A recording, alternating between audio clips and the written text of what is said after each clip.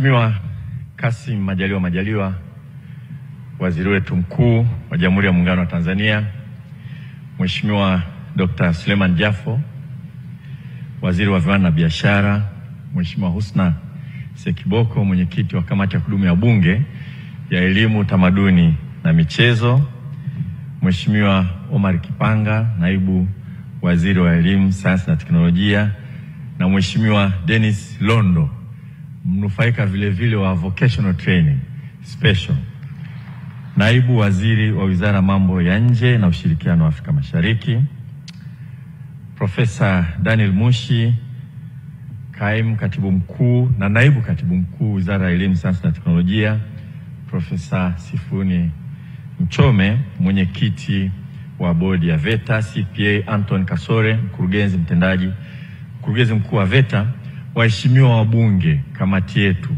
nafurahi mmekuja kwa wingi wenu, asanteni sana. Tunafurahi sana kuwaona hapa. Viongozi wote mlioko hapa, wakuu wa taasisi, wakurugenzi, watumishi wa VETA, vyombo vya ulinzi na usalama, mabibi na mabwana. Mheshimiwa Waziri Mkuu, mimi niko hapa kukaribisha. Naomba niseme machache. La kwanza, kukushukuru sana kuendelea kutuunga mkono.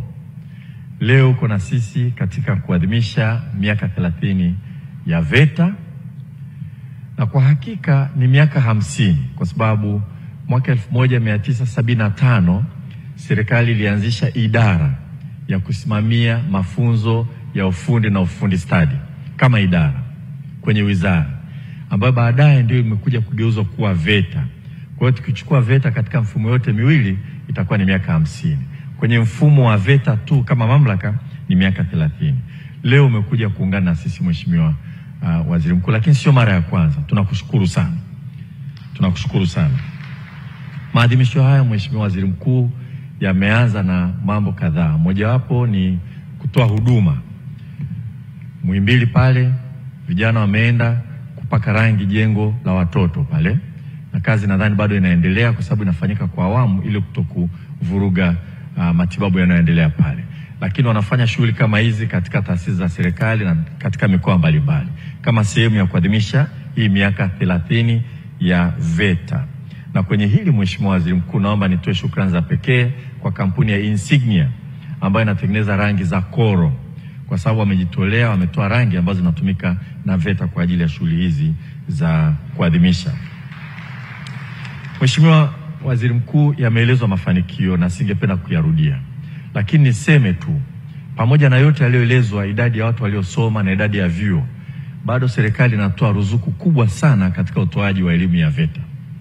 Kwa mfano, ukienda kusoma VETA, unalala bwenini, unakula mle na unasoma, ada yake ni shilingi 120,000. Ukiwa unafanya day, unalala nyumbani, unaenda chuoni, ada yake ni shilingi 60,000. Kwa kweli ukiangalia gharama za uendeshaji na ada inayolipwa, ruzuku ya serikali ni kubwa sana. Na kama ambavyo imeelezwa Mheshimiwa Waziri Mkuu, kazi kubwa sasa hivi ni kutekeleza maelekezo ya rais wetu kwamba tumalizie kujenga VETA katika wilaya zote. Na tuna wilaya 64 ambazo ujenzi unaendelea, na mkoa ambao ulikuwa hauna VETA ya ngazi ya mkoa ni mkoa wa Songwe, na kazi inaendelea Mheshimiwa Waziri Mkuu, chini ya usimamizi wako katika utekelezaji wetu maagizo ya rais wetu Mheshimiwa Dr. Samia Suluhu Hassan. Katika miaka hii tunayoadhimisha, jambo moja kubwa ambalo ningependa niliseme ni kuzidi kuimarisha mfumo wa utoaji wa elimu ya ufundi na ufundi stadi hapa nchini Mheshimiwa Waziri Mkuu. Awali, kabla ya hapo, VETA yenyewe ilikuwa ni mamlaka, inamiliki vyuo vya VETA. Tunaviita vyuo vya VETA, lakini normal wanaita VTC, Vocational Training Colleges, hapa nchini. Lakini ilikuwa ni mamlaka ya regulation, ina regulate vyuo vya watu binafsi. Kwa kulikuwa kidogo kuna maslahi gongana kwamba vyenyewe vinashindana na watu binafsi, lakini vinasimamia shughuli za vyuo binafsi. Tulikuwa na baraza la NACTE ambalo kazi yake ilikuwa ni kuangalia ufundi, vyuo vingine vya ufundi kusimamiwa na NACTE.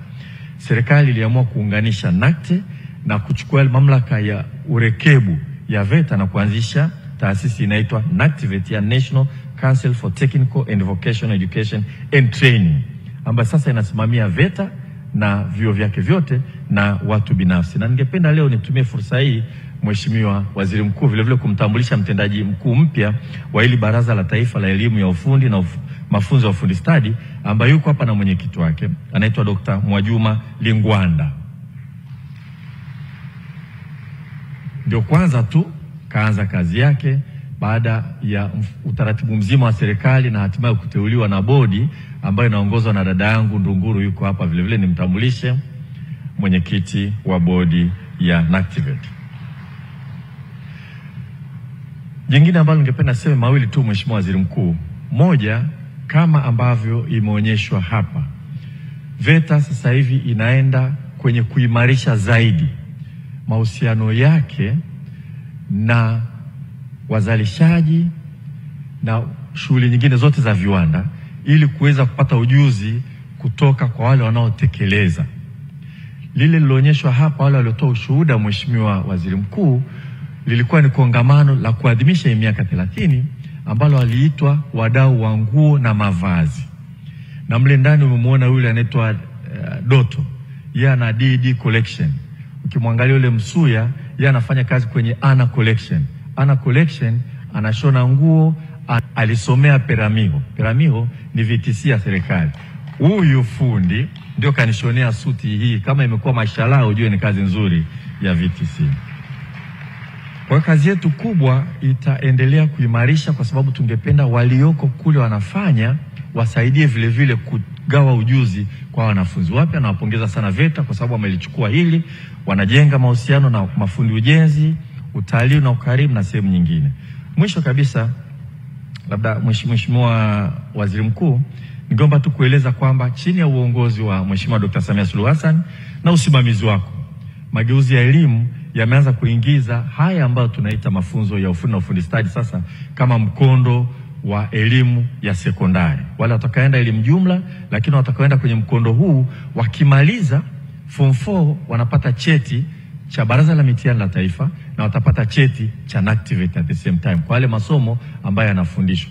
Na watakaoenda kusomea ufundi, kuna fursa ambazo tumetengeneza. Tunajenga technical polytechnic sasa hivi.